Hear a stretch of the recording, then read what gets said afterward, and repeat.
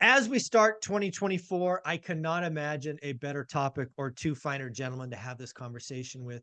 And that is the whole idea that social media, without question, is pushing big goals, resolutions. And a lot of those are probably crazy big. While you might want to step back and go, you know what? What is enough? So I want to have a conversation with Dion and Matt as we start the new year about what is enough versus the idea of just keep growing, grow at all costs, get bigger, become a millionaire, a decamillionaire, 100, a billion, 2 billion. I don't know. There's a lot of things to talk about. So let's start with Dion, man. How you doing, Dion? Howdy, I'm doing great. I like this topic because I think it's one where I'm the black sheep of the three of us. Oh, okay. All right. What do you mean by that? What do you mean by the black sheep? Well, I started investing with the idea of enough. Hmm. My portfolio's entire position is the right amount of cash flow with the least amount of units. Hmm. And when we talk about growing a real estate portfolio, since we don't know someone's end goal, even I, talk about strategies to grow. Hmm. We don't often have videos like this where we say, how do you identify what's enough for you? We say, here's your freedom number. And that's when we say that means work is optional. Because we have the people who clap back and say, well, I would never want to retire. I don't know what I'd do with all my time. Well, fine, you can keep working, keep growing. But how do you identify what's enough? For me, it was really easy. I'm lazy. I don't want to work. What makes that possible? There you go. That's enough. Yeah. Yeah. I don't know if I would call you the black sheep, but we'll get into that in a minute. Matt, obviously you've been on the channel a long time. Actually, you have more videos on the channel than anyone else, so shout out to you. Um, you went through a huge acquisition. I think you bought like Yeah. 60 plus units in 22, I think it was. 21 and 22. Yep. Yeah, you know, basically I don't know, Doubled. at doubled the We basically portfolio. doubled. Mhm. You know, when you think about this whole concept of just keep growing because you can, because you have the Mhm. skills, it's exciting. Sure. Sure. You have the options to 1031. You got a lot of value. You're going to need to do something when you get rid of that stupid W-2. Mhm. Versus this concept of enough. Kind Mhm. of rattle that around for us. Yeah. So, I mean, I think for me, the idea of enough for me was when I never had to think about money again. Like, truthfully, just didn't have to think about it. Like, I want to take a $10,000 vacation. I don't think about it. Whatever. It really was. And when you're already frugal, thrifty, a cheap ass, when you're already one of those, that number becomes really big. So there was never any like, it has to be this number. It was much more like, okay, when I really just don't have to kind of like think about my money anymore, I just have to kind of manage it, was kind of where my thought process was, hey, I'm going to keep on growing and keep on. And the funny thing is right, you get to that certain point where it's like, if you are, know what like Kobe or Jordan, right? Like that long off in their career, but you had the body of a 19-year-old, 20-year-old, 21-year-old, then you're like, hot damn, like and that's the thing is they work inversely. Right. And so it's kind of like you get to that point where it's like, you don't do deals. Dion doesn't do them either. You guys don't do deals that aren't like complete and total layups. Right. Like they're just like complete layups. It's like a 400-yard drive every time. Right. And that's kind of what it is at this point. So, I mean, the idea is I could be crazy, frantic, busy, working a ton of deals if I was okay with an 8% deal or a 6% deal. But because I want stuff in the 20s, I could do a lot. I did a lot of those for 2 years, but now I think I did 2 deals, 3 deals this year, but they were all heavy value add and are going to be kind of off the charts. But that's where I kind of made the course for the normal person is if you can optimize all of your assets, then you don't need as many. Mhm. That's the idea. The idea Yeah. is margin. It's like you can see those people like the low dollar offering companies. They have to do 10 million sales because it's almost no margin. I want to be the opposite. I want to do as Yeah. few transactions as possible with massive amounts of margin attached. Yeah. It's funny, Dion, when you said you were the black sheep, I actually want to say you were the rock star or the all-star or whatever you want to say, because when I look at what Olivia and I did, it was never intentional. I mean, I had no plan. right? My journey starts with, damn it, I just want to get to 4 so I have, a slightly better retirement than, anyone else I know of. Mhm, Now we got in the game kind of like Matt, and we just kept going. mhm. It's a strength and a weakness of mine is that I could do that and I'm okay. I could be in the mud and not look up. And if I would have been more intentional, Olivia and I never would have had a portfolio of 200. We just Mm, never would have. mm. Um, Probably around, I don't know, if I was being intentional, year 12 maybe, we would have probably been right sizing our portfolio, getting rid of some of the, the units, trading up. In reality, we probably should have 1031 up out of class C and C plus into B plus and maybe even some A's. And had less units, but again, given the equity position a lot more, probably just as much, if not slightly more cash flow. I think you would have Uh, regretted that. I think you would have regretted that strategy. you think so? I think Tell so me why. because I think that with the model that you've set up with having a property manager, Uh-huh. growth doesn't hugely impact you, and your That's value is true. in creating the opportunity in the Yeah, that's onset, true. right? That's true. So I think you'd have regretted that strategy. I think you would have been doubled down on, damn it, we should have bought more. Oh, yeah. You could be right. Cause one thing you both, you kind of hit on there is uh, I might spend the least amount of time, certainly per door, than Oh all yeah. of us, Oh right? Per yeah. door. Oh yeah. Uh, because I pay somebody, right? And you guys Yes. don't. I mean, that's probably an Correct. obvious reason, right? Yeah. But I think most people would be shocked if they looked at our portfolio and then they did the hour calculation of how much we spend a month. Now, of Right. course, I trade 6 figures in potential cash flow for that, right? That's Correct. what my property manager collects in total over a year. Um, but I don't know. I mean, I've thought about it a lot. And I think we're going to do some of that in the next 12 months or so. I think we're going to take Exactly. some of our units in 1031 into others now. Um, Correct. but I love this idea of enough. I think it needs to be talked about more. And I think Dion brought it up last week, or maybe it was the week before. I've actually seen more and more folks talk about it because it doesn't take a lot. Dion did it with 16 units. Now he's at Right. 18. Right. If we can normalize, even if we normalize 20 units over 5 years, 20 units over 10 years, I think there's a lot more people that can believe it. Because Matt, whether you like it or not, most people look at what you and I've done, and their first instinct is, I can't do it. Oh, totally agree. Absolutely agree. And you know what? They're right. They can't do it without Uh, having the processes and systems. You couldn't have gotten to the number that you got to without a property manager because oh, no, you never were oh, going to do no, what I was going to do, right?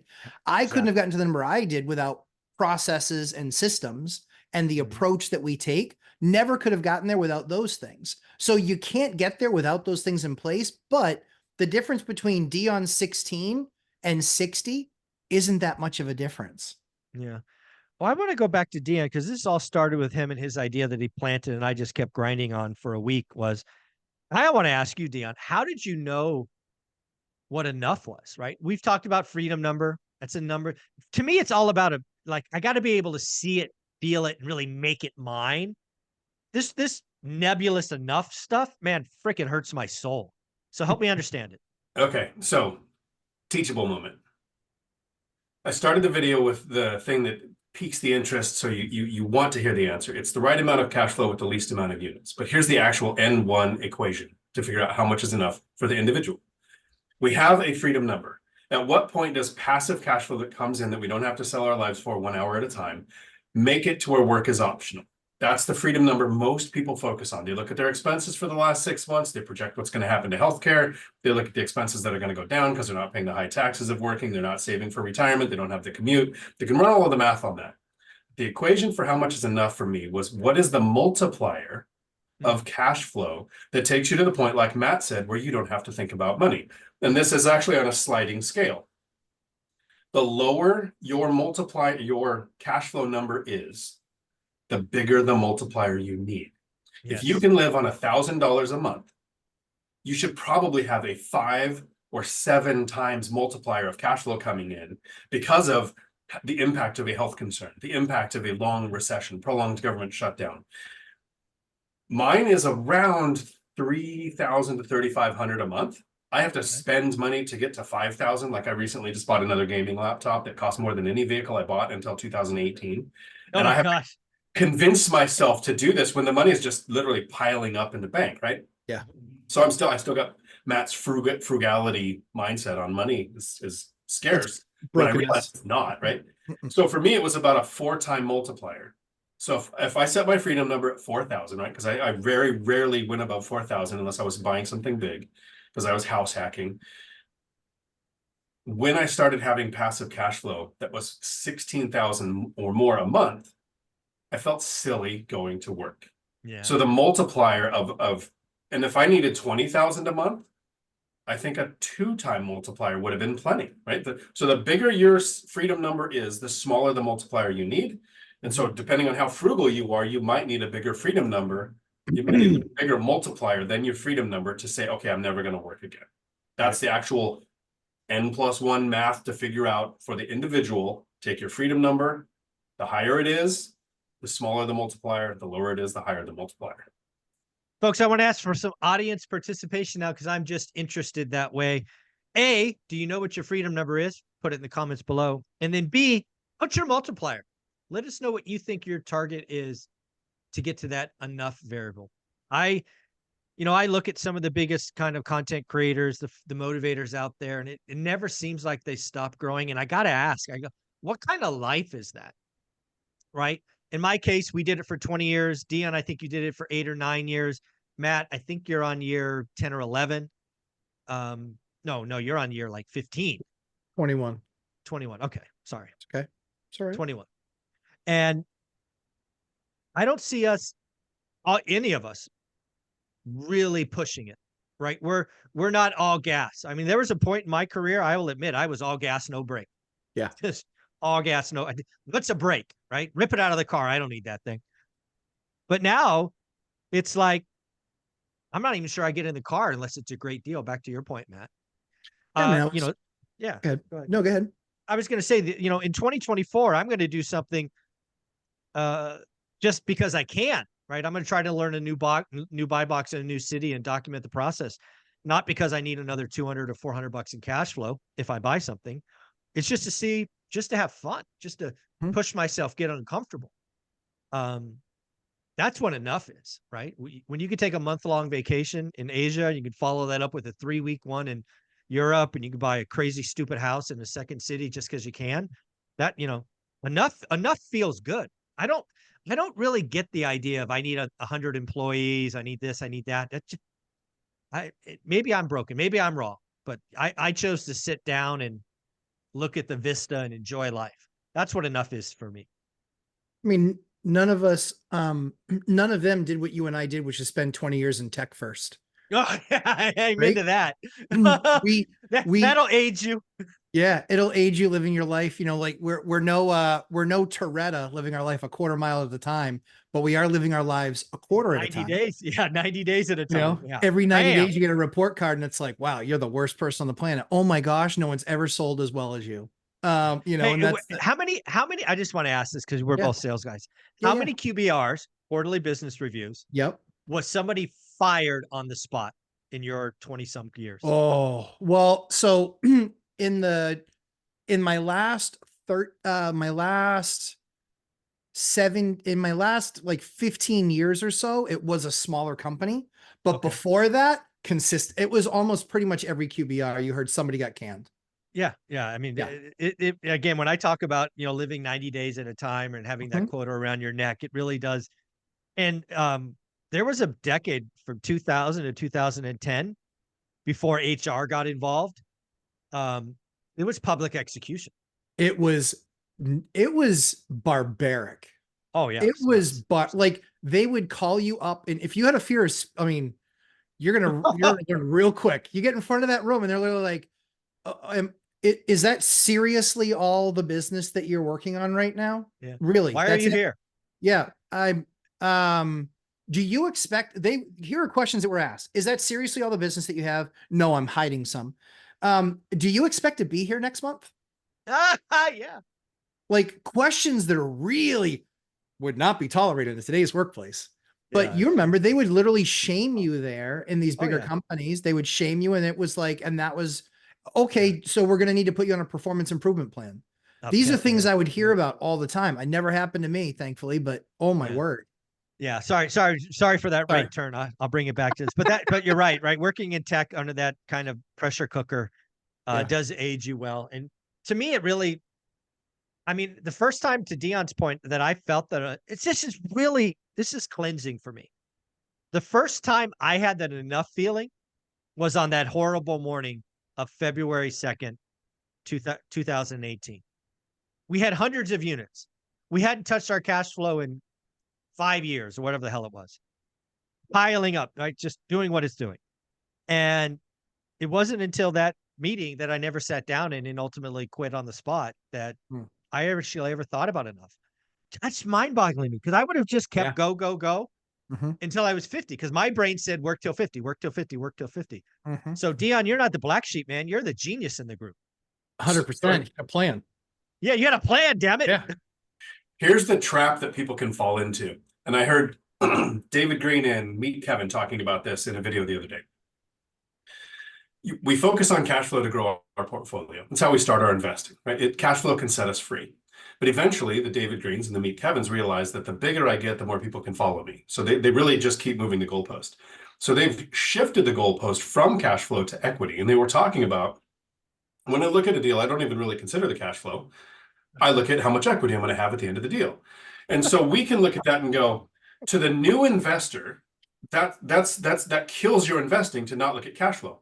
But if you take a successful investor who has multiple streams of income where the passive cash flow is that it's beyond the multiplier of what they need for financial freedom, but they have the growth gene, it's easier to shift. Okay, so cash flow doesn't have a big an impact on me anymore as this fictional net worth number that I can continuously move the goalpost for. So the people watching, find your freedom number, figure out your multiplier, and then realize, do you have the personality where you're just going to become, okay, how do I become the next growth phase? Or can you realize that 13.8 billion years, you're going to get an eye blink, 70, 80 years if you're lucky.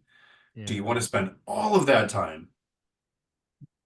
Yeah, Right. I actually think it's, now again, I would love to be wrong. I do not profess to know David Green at all. I spent maybe 90 minutes of my life with Meet Kevin, so I don't know him past a millimeter of depth. My fear on that concept is, given how hard it is to find cash flow today, given how hard it's been for 18 months, they don't want to talk about cash flow because it's hard. They want to talk about something else so they can spin a story and say it's okay, buy something, because they have other income streams like selling books, like selling mortgages, like selling house hack or whatever it is. So my fear, and again, I would love to be wrong, is they're not talking about cash flow because it's hard. So they chose something else to talk about because it's easy. And to your point, Dion, it's kind of mysterious. You can make this stuff up.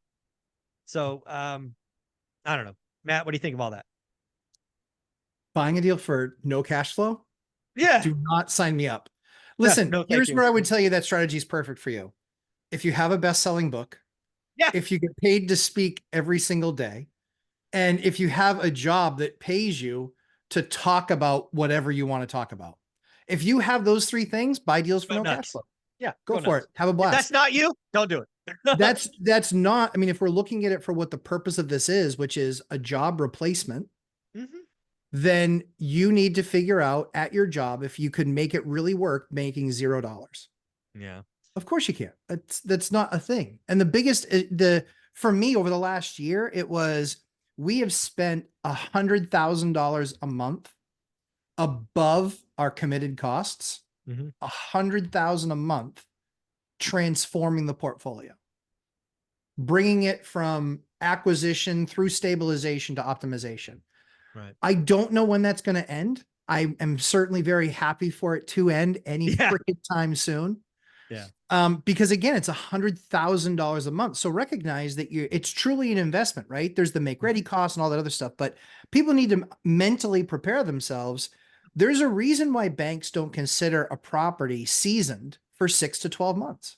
Mhm. We're going through that rolling phase now where the last bit of stuff that we've gotten is stabilizing and we're getting, better tenants. But I can also say that I don't know that there's too many people. I don't think Dion will get there this year, but I think Mike, you will.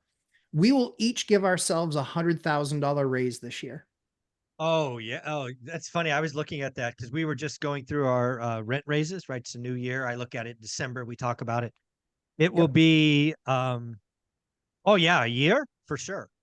Yeah, for sure. When you add You're it going up to get month. $100,000 raise this year just by Oh yeah. managing your portfolio properly. Oh, it's But the already in only the way you can get works. there, the only way you can get there is volume, though, right? That's the only Correct. reason Dion won't make it is because he's got 16. So to get to 16, he's going to have to increase basically $8,500 a month. He's going to have to increase rents. But Yeah. But that's the beauty of enough because in that's his case, exactly right. if it goes up 1,500, it's just put it on the stack. And now I Exactly. got to go buy another freaking computer or spend another month in Thailand or whatever It it is. does. It doesn't make it. It makes it probably more margin than what you and I are going to Oh, have for sure on at the the margin. Oh percentages, yeah, the right? percentage. Yeah. Yeah, Totally. without trying and without adding any units, I'm giving myself $1,000 raise in January, a $455 raise in March. And so it's going to cycle through the year like that too, because this is the year where Section 8 saw this largest increase in the two counties I invest. Right. The AH went up again, 3% on top of the 12% for last year. So that's cycling through all the rents in the area. Yeah. And while we hear rents going down because of what's happening with a large multifamily, that is not what's happening with my units. No, mine neither.